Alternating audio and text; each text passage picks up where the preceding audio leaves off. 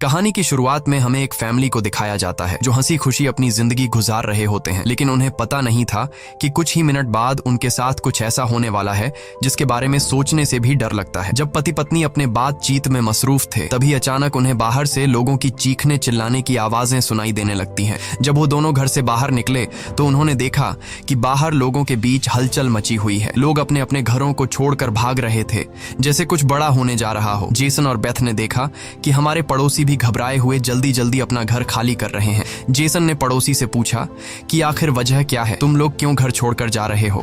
लेकिन वो लोग इतने जल्दी में थे कि उन्होंने जेसन की बात का कोई जवाब नहीं दिया। वहीं उन्होंने देखा कि पड़ोसी का बेटा भी अपना सामान पैक कर रहा है। जेसन ने जब उस बच्चे से पूछा कि तुम लोग कहाँ जा रहे हो, तो उस बच्चे ने जवाब दिया कि मेरे पापा का एक दोस्त गवर्नमेंट ऑफिसर है। उन्होंने कहा कि एक बहुत ही जहरीला वायरस फैल चुका है जो एक नॉर्मल इंसान को मॉन्स्टर में बदल देता है। लेकिन तभी वहाँ उस बच्चे की माँ आ गई और उसे पकड़कर वहाँ से ले जाने लगी। जेसन ने उससे पूछा कि आखिर ये बच्चा किस वायरस की बात कर रहा है, जिस पर इस बच्चे की माँ ने कहा कि अभी बताने का वक्त नहीं है, अपनी वाइफ और बेटी को लो और इस शहर से जितना हो सके दूर निकल जाओ। ये सुनकर जेसन और बेथ बहुत ज्यादा घबरा गए। उसके बाद जेसन बिना सोचे समझे अपनी फैमिली को गाड़ी में बिठाकर शहर से बाहर ले जाने लगता है। मगर रास्ते में उन्होंने देखा कि जो पड़ोसी भाग रहे थे वो वापस लौट रहे हैं। ये देखकर उन्हें और भी अजीब लगने लगा। आगे जाकर ये लोग ट्रैफिक में फंस जाते हैं। जब जेसन और उसकी फैमिली गाड़ी से बाहर उतरे तो उन्होंने देखा कि शहर से बाहर निकलने वाला अकेला रास्ता पुलिस ने बंद कर दिया है। आसमान में यहाँ वहाँ हेलीकॉप्टर्स पहरा देने लगे। लोगों को बताया जाने लगा कि शहर में एक जहरीला वायरस फैल गया है और तुम लोगों को जल्दी से घर वापस लौटना चाहिए। ये बात सुनकर जेसन को कुछ अजीब लगा कि जब शहर में वायरस फैल गया है तो लोगों को शहर से बाहर निकालने के बजाय उन्हें शहर में ही क्यों रहने को कहा जा रहा है। तभी अचानक पास की पहाड़ से एक बड़ा सा पत्थर उनके कार पर आ गिरा। ये देखकर वो लोग बहुत ज्यादा घबरा गए। पहाड़ हिलने लगा। तभी उस पहाड़ के पीछे से दो मिलिट्री के फाइटर जेट्स निकलकर शहर की तरफ बढ़े। वो दो फाइटर जेट्स पूरे शहर पर बमों की बारिश करने लगे, जिससे पूरा शहर राख में बदल गया। जेसन की वाइफ बेथ को फौरन समझ आ गया कि अगर वो पुलिस की बात मानकर घर लौट जाते तो उनका अंजाम बहुत बुरा होने वाला था। उसके बाद वो फाइटर जेट्स सड़क पर मौजूद लोगों की तरफ बढ़ने लगे। ये देखकर सभी लोगों में हलचल मच गई। अब सबको समझ आया कि गवर्नमेंट उन्हें मारना चाहती है। सभी अपनी जान बचाने के लिए यहाँ वहाँ भागने लगे, पर जेसन और बेथ को समझ आया कि वो कहीं भी भाग लें, वो फाइटर जेट्स उन्हें मारकर ही रहेंगे। तभी बेथ ने पीछे मुड़कर पहाड़ पर एक स्कूल देखा और उसे लगा कि बचने के लिए वो जगह बेहतर रहेगी। जिसके बाद जेसन बेथ और जोई को लेकर स्कूल की तरफ पहाड़ पर चढ़ने लगे। पीछे ब्रिज पर मौजूद लोगों पर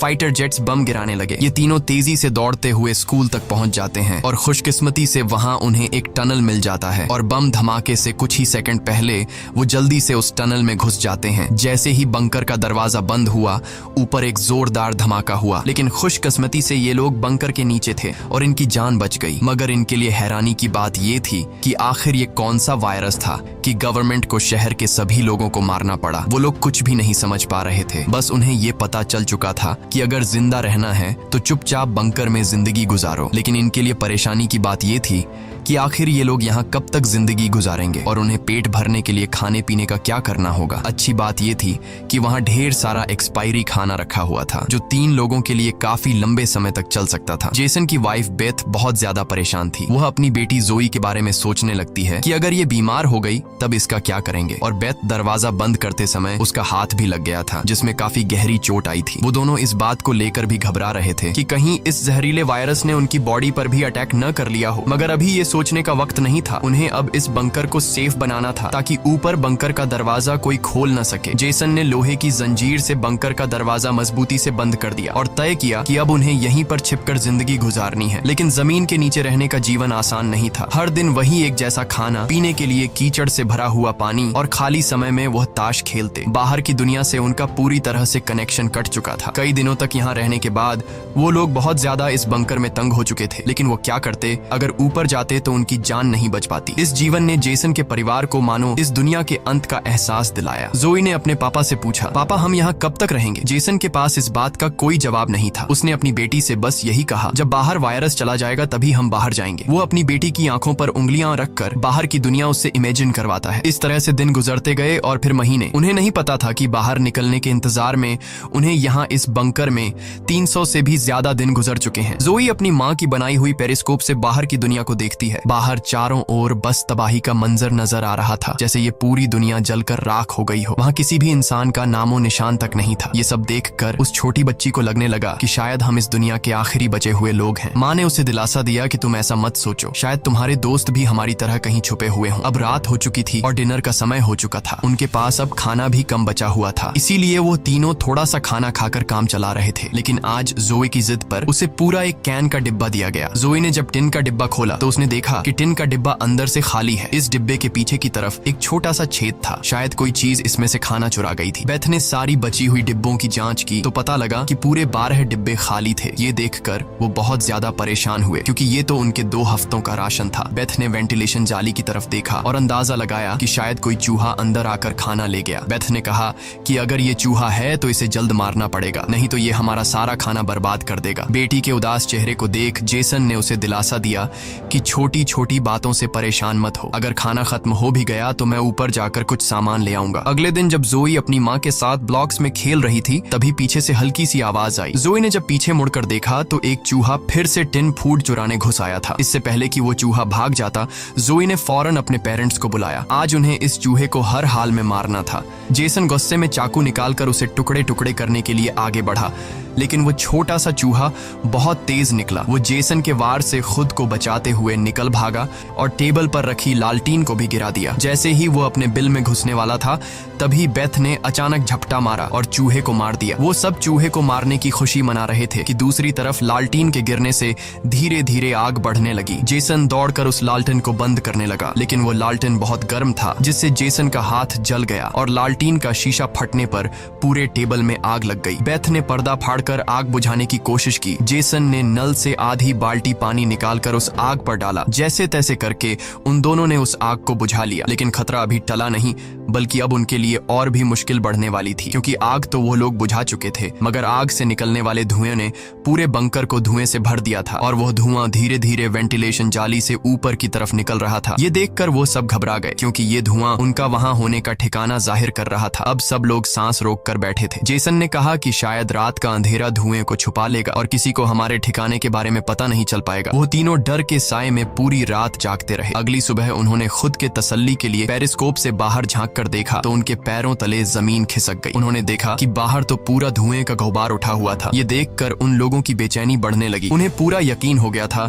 कि उनके ठिकाने का राज खुल चुका है। तभी बीत ने कहा कि अगर धुआं उठा है तो उस पास राख भी जमा हुआ होगा, जिसकी जांचबीन करते हुए हमारे ठिकाने का पता चल सकता है। इसीलिए अब हमें राख की सफाई करनी होगी। जिसके बाद पति पत्नी ने बाहर जाकर सफाई करने का फैसला किया। जाने से पहले जेसन ने अपनी बेटी जोए से कहा कि जोए, मुझे प्रॉमिस करो कि बाहर से चाहे तुम्हें आवाज आए या फिर कुछ भी हो जाए, बस तुम्हें बाहर नहीं निकलना है। बेटी से वादा लेने के बाद उन्होंने दरवाजे की जंजीर खोली, बाहर की आवाजों को ध्यान से सुना और जब यकीन हुआ कि बाहर कोई भी नहीं है तब दोनों ने मिलकर बंकर का दरवाजा खोला और बाहर निकल गए। अब उनकी बेटी अकेली अंदर रह गई। वो अपने पेरेंट्स का इंतजार कर रही थी, लेकिन बहुत देर तक इंतजार करने के बाद भी जब उसके माता पिता वापस नहीं आए तो उसने स्टूल पर चढ़कर दूरबीन से बाहर के हालात देखने लगी। जल्द ही उसने देखा कि उसके माता पिता बंकर के दरवाजे को छुपाने की कोशिश कर रहे थे, लेकिन तभी जोए ने कुछ ऐसा देखा जिससे उसकी सांसें गले में अटक गईं। उसने देखा कि दूर जंगल में एक काली परछाई तेजी से उनकी तरफ बढ़ रही है। बच्ची ने जोर से चिल्लाकर पापा को पीछे देखने को कहा, लेकिन दूरी बहुत ज्यादा थी। उसके माता पिता सुन ही नहीं पाए। घबराहट में बच्ची अपने डर को भूल गई और सीढ़ी पर चढ़कर बंकर से बाहर निकल आई। बाहर आते ही उसे एहसास हुआ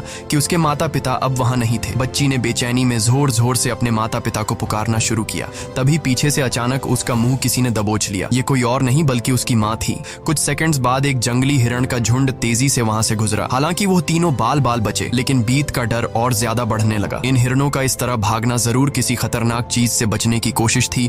सबको खतरे का अंदाजा हुआ और वो तेजी से वापस बंकर की तरफ भागे और बंकर के अंदर घुस गए। जेसन ने लकड़ी की पट्टियों से बंकर का दरवाजा बंद किया और लोहे की जंजीर से उसे कसकर बांध लिया और सबको बिल्कुल खामोश रहने का कहा। तभी उन्होंने ऊपर से कदमों की धीमी आहट सुनी। ऐसा लग रहा था कि जैसे कोई बंकर के दरवाजे की तरफ आ रहा हो। वो कई मिनटों तक लगातार बंकर के ऊपर इधर उधर घूम रहा था। ये तीनों आहिस्ता कदमों से बंकर के दरवाजे से हटकर आगे की तरफ जाने लगे और शायद अब तक ऊपर जो भी था उसे भनक नहीं लगी थी कि नीचे बंकर में कोई है। डर के मारे जोए रोने लगी। बीत उसे चुप कराती है और कहती है कि अगर आवाज बाहर तक गई तो सब खत्म हो जाए। जाएगा। वो तीनों धीरे धीरे बंकर के दरवाजे से काफी आगे बढ़ चुके थे। वो बंकर के दरवाजे से इसलिए आगे बढ़ रहे थे कि अगर कोई ऊपर से बंकर का दरवाजा खोल भी दे तो नीचे उसे हम नजर नहीं आए। लेकिन तभी जोई ने जो गुड़िया हाथ में उठाई थी उसकी रस्सी एक स्क्रू में फंस गई। वह स्क्रू धीरे धीरे ढीला होने लगा। ये देखकर जेसन और बीत की सांसें अटक गई, क्योंकि वह रस्सी गुड़िया में लगी आवाज के स्विच से जुड़ी थी। इससे पहले कि वह कुछ कर पाते, वह स्क्रू एक झटके से निकल गया और उसी पल तेजी से गुड़िया के अंदर से आवाजें आने लगी। जेसन ने फौरन उस गुड़िया को चीर डाला और उसके अंदर स्पीकर को तोड़ दिया। लेकिन अब बहुत देर हो चुकी थी। ऊपर जो चीज उनका पीछा कर रही थी उससे उनकी भनक लग चुकी थी। अचानक ऊपर से जोर की टक्कर की आवाज आई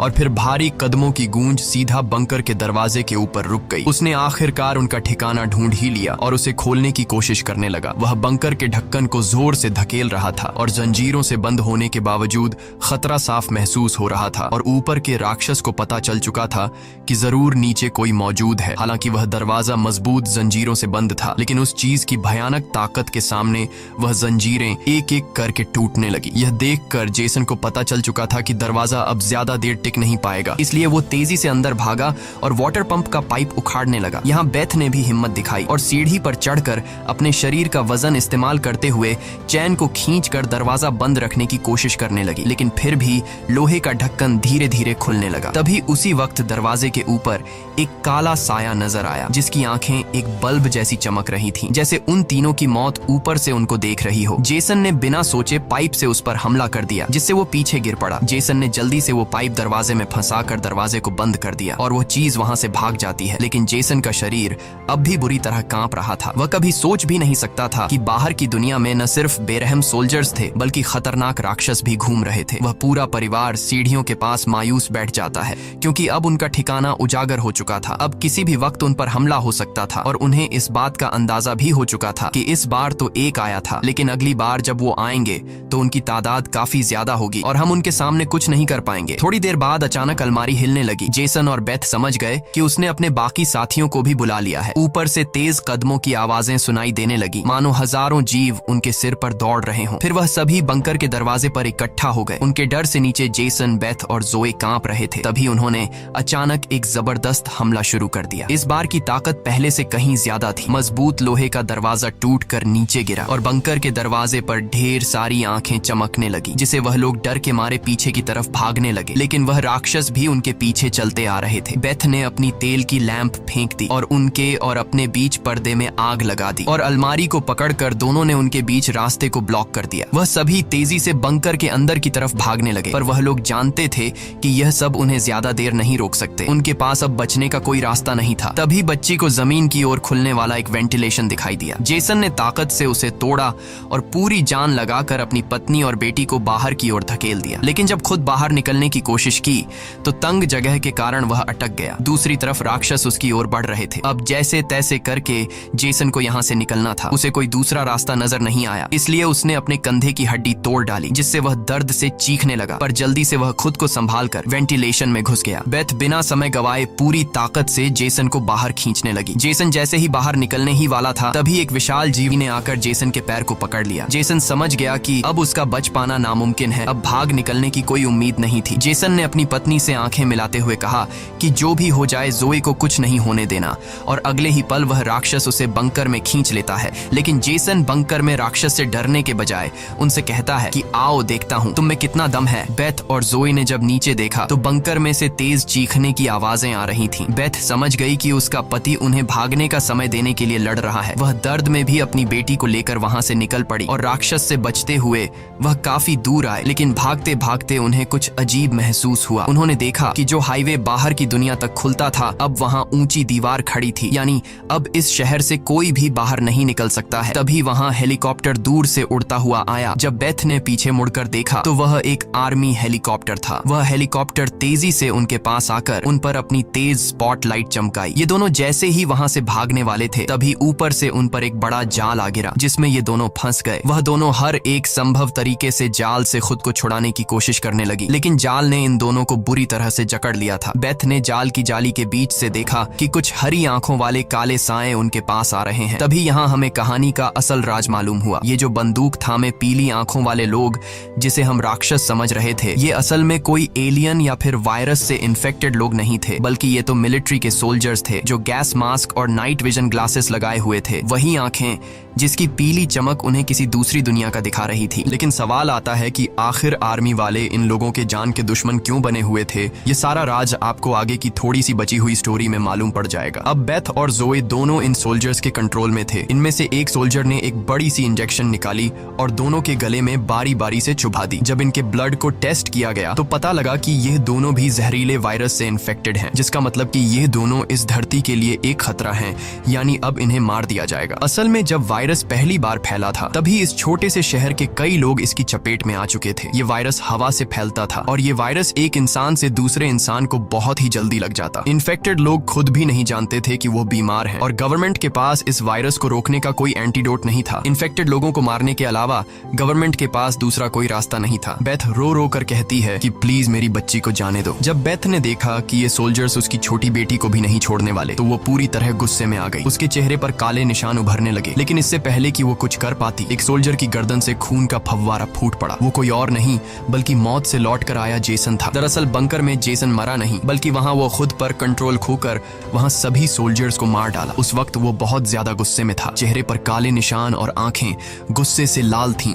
और उसके जिस्म की ताकत कई गुना बढ़ चुकी थी और साफ दिख रहा था कि वो अब पहले वाला जेसन नहीं बल्कि वह एक अलग रूप में दिखाई दे रहा था। वो सोल्जर्स पर झपट झपट कर उन्हें मारने लगा, लेकिन वह गर्म हथियारों की गोलियों को नहीं रोक पाया और जमीन पर गिर गया। जब वो सोल्जर बेथ और जोई की तरफ बढ़े तो वह दोनों जाल तोड़कर भाग चुकी थीं। सोल्जर्स उन्हें यहाँ वहां ढूंढने लगे, लेकिन उन्हें ये अंदाजा नहीं था कि बेथ भी एक राक्षसी रूप में बदल चुकी थी। उसने जोई को एक कार के अंदर छुपा दिया और खुद उन सोल्जर्स से लड़ने लगी। उसने कई सोल्जर्स को मार गिराया और फिर खुद भी गोली लगने से कार की छत पर गिर पड़ी। अंधेरे में छुपी उसकी बेटी ने यह सब देख लिया। अपने माता पिता की हालत देखकर वह भी गुस्से में आकर अपना आपा खो बैठी। एक छलांग में उसने एक सोल्जर को गिराकर उसका मास्क तोड़ दिया और उसे मारने ही वाली थी कि बेथ ने समय रहते उसे रोक दिया। वो नहीं चाहती थी कि उसकी बेटी भी एक दरिंदा बन जाए। बेथ ने उसे शांत किया। धीरे धीरे लड़की की नसों की हरियाली गायब हो गई और वो फिर से इंसान में बदल गई। लेकिन सोल्जर की किस्मत इतनी अच्छी नहीं थी। उसका सेफ्टी मास्क टूट चुका था और वो धीरे धीरे वायरस से इन्फेक्टेड हो गया। दूसरी तरफ जेसन की हालत बहुत गंभीर थी। उसने बेटी के चेहरे को देखकर अपने हाथ की 2 उंगलियां उसकी आंखों से फेरी और जेसन ने हमेशा के लिए आंखें बंद कर लीं। उसी वक्त एक और हेलीकॉप्टर आ गया। बेथ अपनी बेटी को लेकर भागी। कबाड़ के ढेर से गुजरते हुए वो एक सुरंग में घुस गए। तभी वहां एक रोशनी उनकी आंखों पर पड़ी। देखने पर पता चला कि सामने वही पड़ोस का छोटा लड़का था जिसे हमने कहानी की शुरुआत में देखा था। फिर ये दोनों उसके पीछे चल पड़े। वो लड़का उन्हें एक गुफा जैसी टनल में ले पहुंचा जहां उस लड़के के माता पिता और भी कई सारे लोग छुपे हुए थे। असल में वहां उनके जैसे ही वायरस से इन्फेक्टेड लोग थे। जिंदा रहने के लिए वो सभी अंधेरे में चूहे जैसी जिंदगी गुजारने पर मजबूर थे। ये वायरस खतरनाक जरूर था लेकिन जानलेवा नहीं। ये वायरस इन्फेक्टेड इंसान के जिस्म पर तब ज्यादा जोर करता जब वो डर जाता या फिर गुस्से पर काबू नहीं रख पाता। लेकिन असल में उन लोगों ने खुद पर काबू पाना सीख लिया था। वो लोग शहर के सोल्जर्स को राक्षस समझते थे लेकिन असल में वो खुद राक्षस थे। इसी के साथ ये कहानी खत्म हो जाती है। अगर वीडियो आपको अच्छी लगी हो तो हमारे चैनल को सब्सक्राइब और वीडियो को लाइक जरूर कीजिएगा।